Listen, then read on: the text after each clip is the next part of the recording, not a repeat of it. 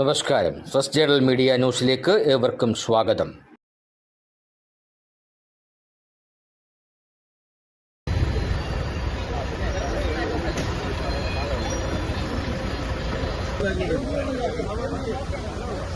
CMD ഒന്ന് കേട്ടണേ.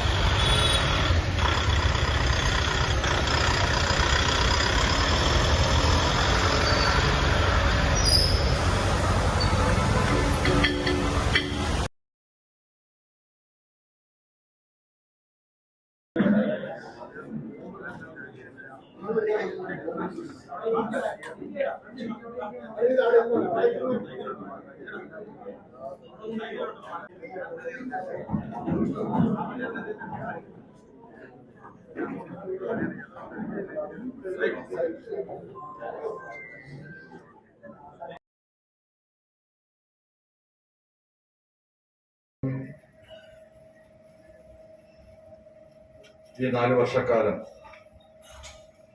കേരളത്തിലെ ഗ്രന്ഥശാല പ്രസ്ഥാനത്തെ സംബന്ധിച്ച് അതിന്റെ ചരിത്രത്തിലെ ഏറ്റവും സുപ്രധാനമായ ഒരു കാലഘട്ടത്തിലൂടെയാണ് നാം കടന്നുപോയത് എന്ന് ഗ്രന്ഥശാല പ്രവർത്തകരായി നമുക്ക് എല്ലാവർക്കും അറിയാം. ഗ്രന്ഥശാലയെയും താലൂക്ക് കൗൺസിലിനെയും കൂട്ടിയിണക്കുന്ന ഏറ്റവും സുപ്രധാനമായ കണ്ണികളാണ് കൗൺസിലർ. സംസ്ഥാന ലൈബ്രറി കൗൺസിലും ജില്ലാ ലൈബ്രറി കൗൺസിലും താലൂക്ക് കൗൺസിലുകളും ആവിഷ്കരിക്കുന്ന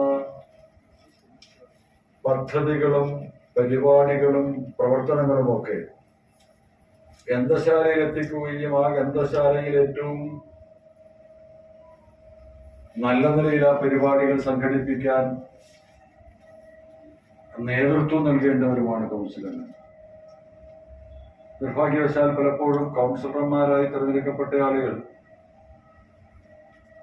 കൗൺസിൽ പുതിയ ഭാരവാഹികളെ തെരഞ്ഞെടുക്കുന്ന സന്ദർഭത്തിലോ കമ്മിറ്റി അംഗങ്ങളെ തെരഞ്ഞെടുക്കുന്ന സന്ദർഭത്തിലോ വോട്ട് രേഖപ്പെടുത്തുക എന്ന കേവലമായ ഒരു ചുമതലയിലേക്ക് ഒതുങ്ങിപ്പോകുന്ന പ്രവണതയാണ് പലപ്പോഴും കാണാറ്.